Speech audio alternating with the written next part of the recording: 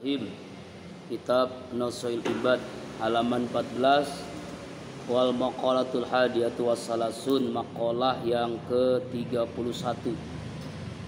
Ini nasihat dari seorang waliullah, ya, Ibrahim bin Adham.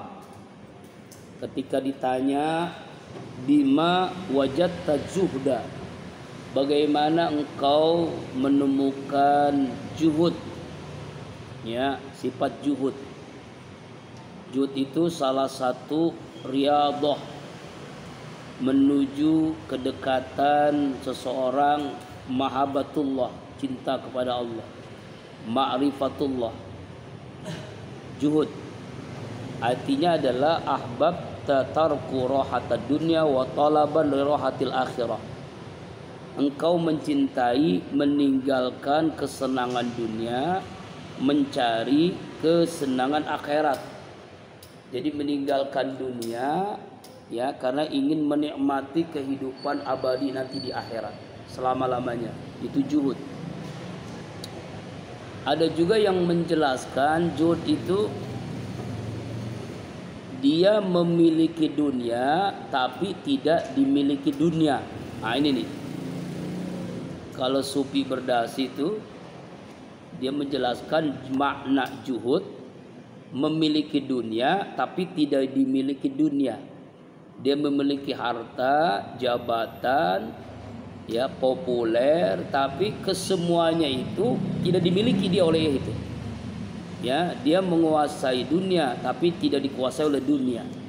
Dunia di tangannya, bukan di hatinya. Dunia ladang menuju akhirat. Dunia tempat untuk menanam amalan, bekal menuju akhirat. Nah, itu ya pengertian juhud. Lalu kan ada santri bertanya, siapa sih ini Ibrahim bin Adham ini siapa? Ungkapannya, hikmahnya luar biasa. Dulunya dia sultanan, seorang raja di sebuah negara yang negaranya itu mungkin sekarang di bekas jajahan Soviet, Balkan namanya. Dia meninggalkan kekuasaannya, rajanya, lalu dia beristihada fil ibadah, sungguh-sungguh dalam ibadah, ya, sungguh-sungguh dalam ketaatan, yaitu terutama di tanah haram, kota Mekah dan selainnya. Ya, jadi dia meninggalkan untuk kemewahan, hartanya, kekuasaan, menjadi orang biasa. Ya, untuk mendapatkan juhud ini dia meninggalkan yang dia miliki, kekuasaannya, kerajaannya, hartanya, populernya, hanya untuk ibadah kepada Allah, terutama di kota Mekah dan selainnya. Di dalam kitab Risalatul Qusariyah, nama aslinya adalah Abu Ishaq Ibrahim bin Mansur, ya, dari Balkan, anak dari raja. Dulunya dia anak raja, setelah itu menjadi raja. Suatu hari diceritakan, ya, ini panjang kisahnya. Diceritakan pada suatu hari dia berburu, ya, berburu ke hutan. Ketika berburu itu dia mendapati musang atau kelinci, sa'laban auroniban, ya. Lalu ketika mendapati itu ada suara tanpa ada orang, suara aja. Bisa jadi jin atau siapalah, wallahu, pokoknya suara aja gitu. Memang kalau waliullah ini ada hal-hal aneh, ya, dalam kesehariannya. Ya, dulunya dia raja, kemewahan. Lalu ketika suara itu membuat dia jadi berubah totalitas. Ya, apa itu suaranya? Alihaja khalaqta am bihaja umirta. Karena inilah engkau diciptakan, kan inilah engkau diperintahkan. Suara itu kan, wah, ini menggetarkan jiwanya kan. Karena ini engkau diciptakan hanya untuk berburu, untuk kemewahan. Setelah itu jadi raja, lalu berburu lagi. Ya, begitu aja kehidupannya. Ya, sama seperti yang kemarin ketangkep, ya kan. Itu ternyata 1 T itu, ya, 1 triliun lebih. Ya, jadi maklar kasus. Jadi padahal pensiunan di Mahkamah Agung, ya, ketemukan uangnya itu ya, uang US dollar, uang cash dan emas. Dihitung-hitung ya 1 T dah, 1 triliun. Itu yang ada tuh. Belum yang dihabiskan. Berpoya-poya dia. Tangkap ke dia. Uang banyak begitu, itu membahagiakan kan? Subhanallah. Allahu akbar walillahil hamd. Hati-hati ya kalau bicara dengan hukum tuh memang gak terlepas dengan duit. Ya, untuk apalagi sekelas Mahkamah Agung kan. Iya, jadi makelar kasus dia. Allah nauzubillah min dzalik. Indonesia ini kan terkenal KUHP. Apa itu? Karena uang habis perkara. Akhirnya UUD, ujung-ujungnya duit. Nah, ya, hati-hati ya. Bicara hukum Indonesia ini malah jauh daripada ya inilah keadilan. Kembali lagi. Nah, seorang Ibrahim bin Adham ini dulunya orang kaya raya, raja pasti kaya kan. Kerjaannya selalu berburu. Nah, kalau di waktu luang berburu dia. Nah, ketika berburu itu ada suara tuh. Apa karena ini engkau diciptakan? Wallahi demi Allah.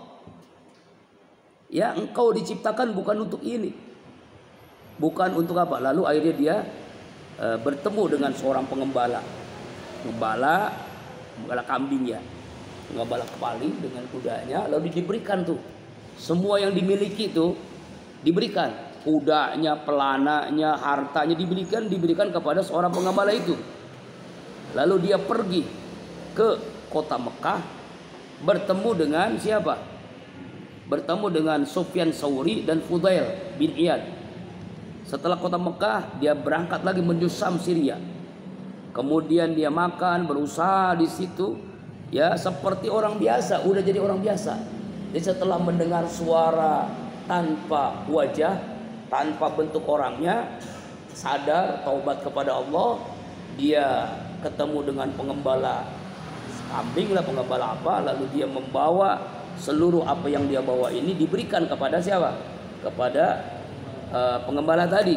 Lalu dia jalan menuju ke Mekah, menuju ketemu dengan ulama Sufyan Tsauri dan Fudail bin Iyad, ya kan?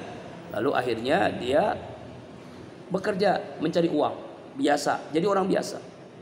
Jadi orang juhud akhirnya. Jadi juhud itu meninggalkan dunia.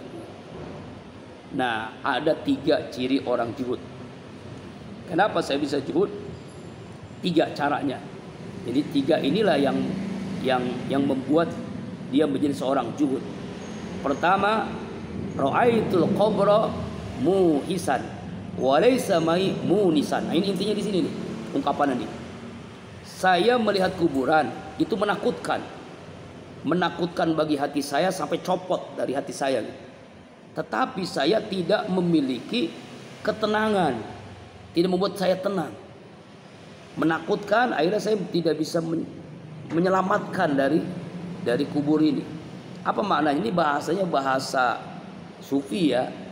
Artinya dia melihat kubur itu menakutkan, tapi tidak mampu menenangkan jiwanya.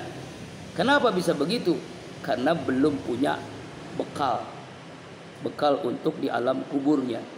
Masya Allah. Yang kedua, ra'aitu tariqan tawilan. Saya melihat jalan yang panjang, yang jauh, yaitu akhirat. Ya kan? Akhirat itu kan bukan setahun, bukan 100 tahun, bukan 1.000.000 tahun, bukan 1 miliar tahun, tapi khalidina fiha, selama-lamanya, panjang sekali. Walaysa mijadun, tapi saya tidak memiliki bekal. Ya, nggak ada bekal menuju akhirat. Ya, kita mau pulang kampung aja perlu bekal, apalagi pulang ke kampung akhirat. Biasanya kalimat pulang itu identik dengan senang, bener nggak? Contoh, ketika dulu kamu sekolah SD ada guru yang galak, kayak Abi di galak. Ya kan ya, guru galak Abi itu sengaja tuh galak, terkenal galak. Guru M, alhamdulillah sudah ngerasain dari tingkatan paling rendah sampai yang paling tinggi. TK pernah ngajar, SD pernah, SMP pernah, SMA pernah, SMK pernah, aliyah pernah, STM pernah, semea pernah, apalagi aliyah pesantren pernah, sekarang pesantren ya S1 pernah, yang belum nggak menjadi S2. Kenapa? Ya karena memang pendidikannya baru S2 kan. Nah, galak nih, guru galak, pelajaran matematika. Lalu diumumkan oleh kepala sekolah, anak-anakku hari ini guru matematika tidak bisa hadir karena ada rapat di Pemda misalnya. Ya, sekarang anak-anakku silakan belajar di rumah. Kira-kira disuruh pulang belajar di rumah, anak-anak tuh senang nggak? Senang. Setiap pulang pasti senang. Contoh lagi, kamu sekarang lagi belajar di Kolbun Salim, belajar di Sebi, lalu libur semester 2 bulan, ya kan? Senang nggak tuh? Senang. Saking senangnya 2 bulan nggak ada kabar-kabar, balik lagi di pesantren. Makanya Abi kasih ujian muhasabah diri, walaupun jawabannya banyak yang masih belum tepat dengan aktualitasnya, ya kan? Ya, hanya jawaban tapi belum realitanya belum. Nah, ya kan senang kan? Senang. Namanya pulang senang. Kemudian orang-orang yang luar kota nih ya, dari Jakarta pulang ke daerah, mudik, ya kan? Ya, lebaran. Senang nggak tuh? Senang. Kenapa senang? Karena ya pulang, ketemu dengan keluarganya, ketemu dengan sanak pilihnya, bawa uang yang banyak, pulang dari Jakarta kan? Ya kan, senang. Setiap pulang itu senang. Nanti semua kita akan pulang kemana? Ke kampung akhirat. Pertanyaan Abi kepada kamu, kira-kira senang nggak pulang? Ayo jawab. Pulang ke akhirat senang nggak? Mau bilang senang entar pulang, mau bilang nggak senang, ya memang pasti pulang, ya kan ya? Semua kita pasti pulang. Makanya apa kata Rasulullah? Ini nih catatannya nih ya. Kita akan bicara tentang kecerdasan. Siapa sih orang yang paling cerdas? Rasulullah jawabannya, aqyasul ummati zikrul maut wa asadus dan la. Hamba Allah yang paling cerdas di kalangan umatku adalah hamba Allah yang paling banyak ingat mati lalu mempersiapkan hidup setelah mati. Itu orang paling cerdas tuh. Jadi bukan gelar profesor, bukan gelar kiai, bukan kitabnya banyak, bukan ilmunya tinggi orang yang pintar. Orang yang pintar adalah orang yang paling banyak ingat mati lalu mempersiapkan hidup setelah mati. Nah, itulah orang yang paling cerdas. Sebab kalau orang yang ingat mati mempersiapkan hidup setelah mati, nggak mungkin maksiat. Yang ada aja semangat terus berbuat baik, semangat terus melakukan ibadah, semangat terus. Ya tuh. Jadi puncaknya itu. Nah, jawaban dari siapa? Ibrahim bin Adham, ya, saya melihat jalan yang panjang, tapi saya tidak punya bekal. Saking itulah yang menyebabkan dia itu menjadi zuhud.